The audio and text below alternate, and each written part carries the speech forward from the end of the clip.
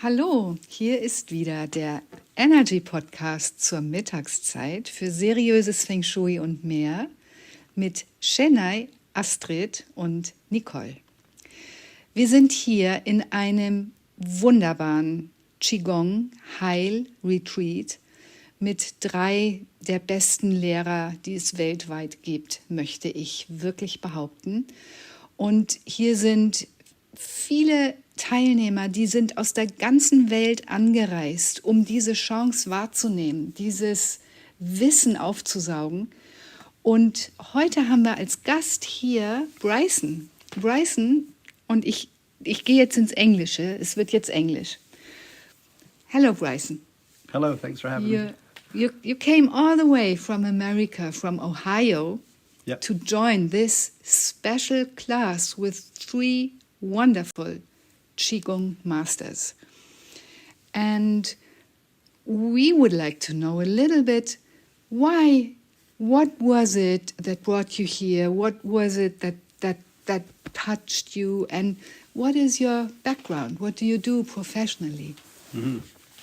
Yeah, good, thanks.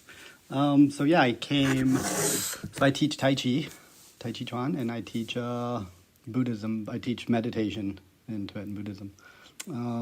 So I saw Master Yap's videos, and I saw Dr. Ortwin interviewed, and him and me share a very similar background with the Tibetan Buddhism.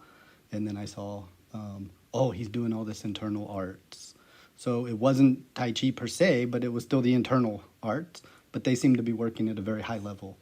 And I found that interesting, and I wanted to know more.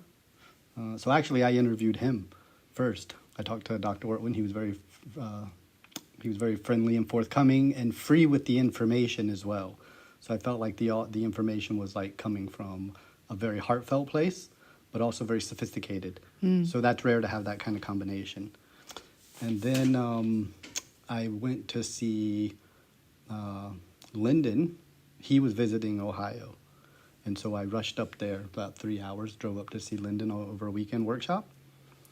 And then I saw, when I put my hands on Lyndon, and then we did push hands, and then he was able to show me techniques and really demonstrate the internal practices and internal skills that he had. I was very impressed. Mm-hmm. And so he said, we're having a workshop in Germany in 2 weeks. So I bought a plane ticket, and here I am.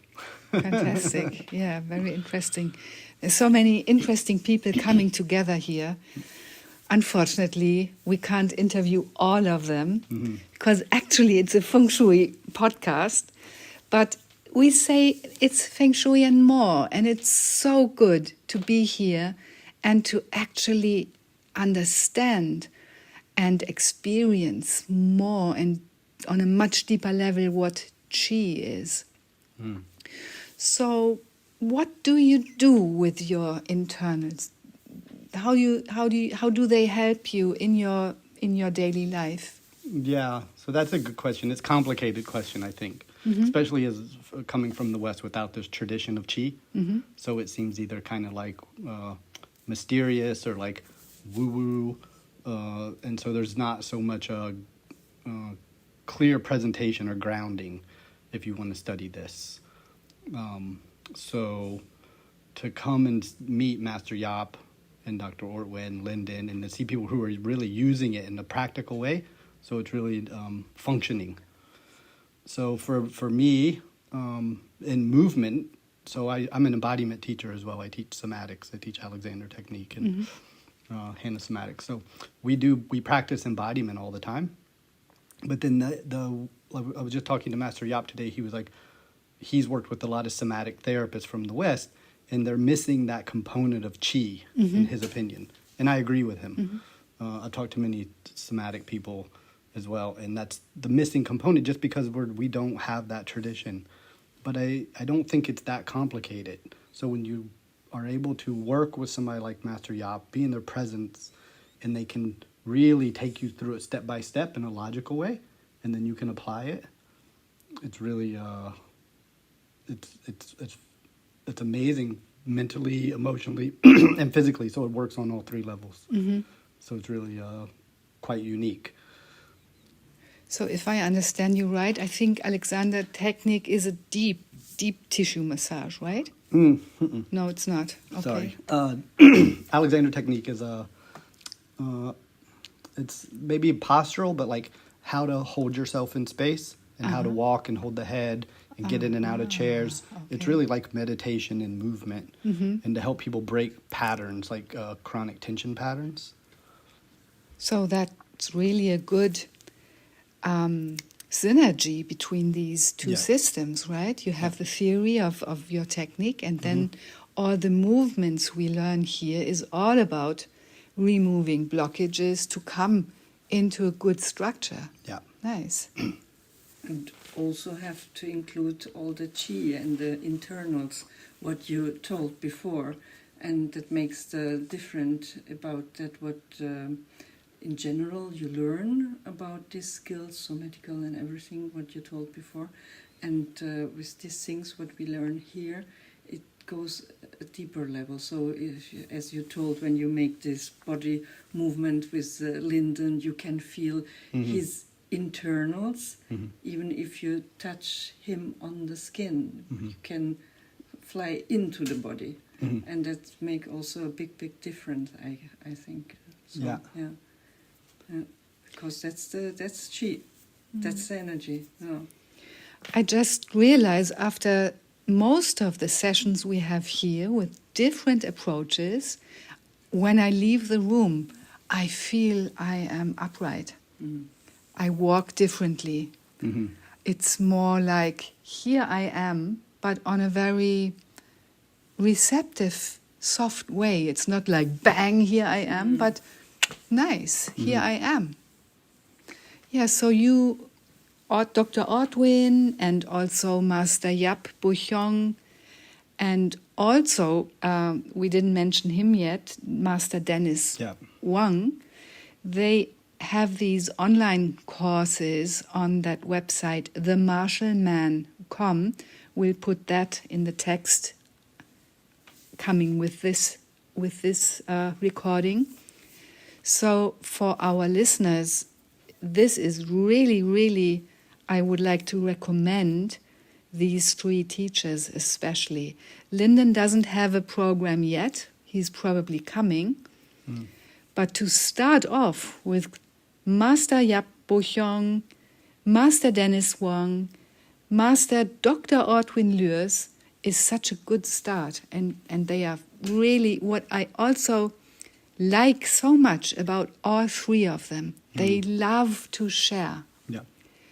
And that is a gift. Yeah, so it's much more than Qi-Gong, waving around your arms and doing pretty postures. It's so much about building up your internal Qi. And you learn so much about how the energy flows in your body. Nice. Yeah, so I think that's important. So they're really good teachers. So there's a lot of people, well, not a lot, but there's many teachers or practitioners who have these skills, but they can't teach them.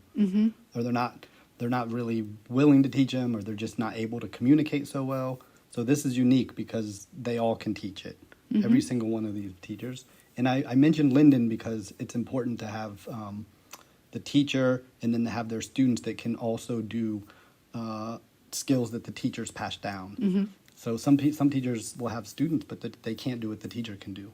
So the fact that they can pass it down and you can see other students who are working at high levels from studying with them shows, it's accessible. We can all share in this. We can all develop these skills. It's not just for some very talented people, and the rest of us just have to guess. Yes, that's also a thing what I have in my mind now. It helps us to getting back to normal, that we feel what our body in real life can do. And so we are in a safe place also, that we learn these skills back to feel our fascia and where are the blockages and what we can do to eliminate this blockage, and with all these movements, and feel against the Qi in our body rising up. And like you say, when you, after the lessons, you walk straighter and more self-confident in a way. More yourself in normal. So that's nice, yeah. Bryson, do you see yourself teaching more of this? Well, I don't think, like whenever I come to something like this, you can't, when you start to embody, these things are just going to come out. Yes. So I probably won't teach these specific things, but I'll teach the skills in my thing. Yes. So like when I do Tai Chi now, obviously there's going to be the rooting that I learned from Master Yap. There's going to be how we learn working with the Lao Gong and the fascia. So I teach fascia too, but their approach is a little different, and it's adding a more fuller picture. Nice. Yeah. Yeah, nice. So yeah, of course. It adds. Yeah. And also we do the feng shui work. It's a different work with Qi. We work with people and their surrounding, so that the surrounding supports the people. But as a consultant, sometimes it's difficult after you've been 3 or 4 hours in that space. Sometimes you get a little bit tired because you have to take everything in. So for me, this is so helpful, this work, to, on a very natural way, keep my how do we call that, borders? Yeah. And funnily enough, by keeping my borders, my intuition gets stronger. I don't hang out there, but I'm more in myself. And then on a very calm way, I'm calmer and I see more things coming together. Do you experience something like that?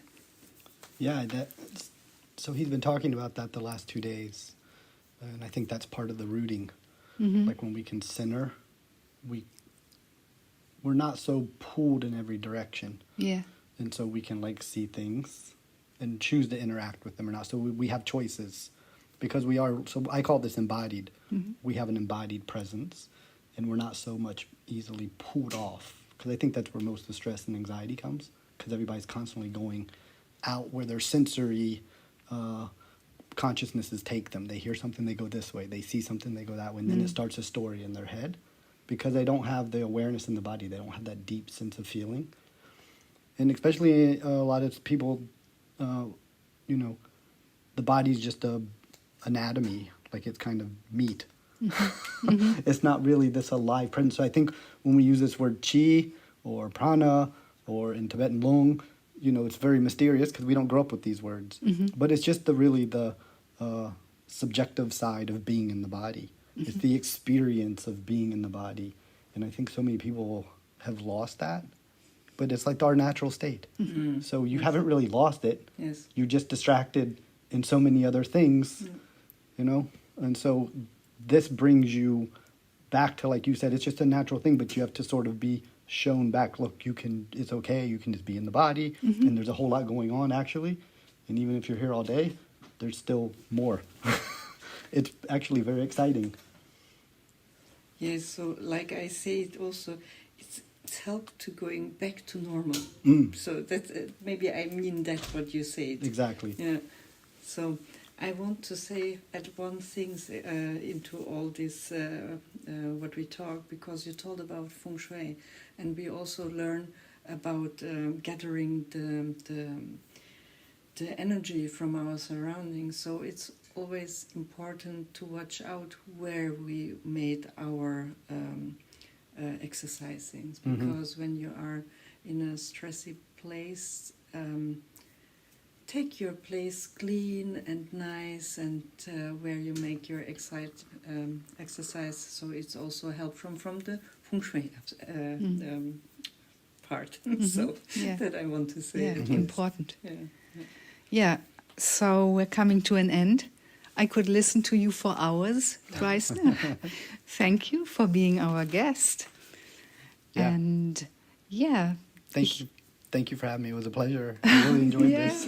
And greetings to Ohio. Ja. So, ich gehe wieder ins Deutsch. Ja. Ich danke euch auch fürs Zuhören. Wenn ihr euch irgendwie inspiriert fühlt, wenn ihr diese Folge mögt, gebt uns einen Daumen hoch, ein Like. Das hilft uns, mehr Leute zu erreichen mit unseren kleinen Botschaften, die hoffentlich hier und da einen kleinen Unterschied machen in ein positiveres Leben. Das ist unsere Absicht. Und ja, bis zum nächsten Mal. Bis zum nächsten Mal. Tschüss. Tschüss. Tschüss.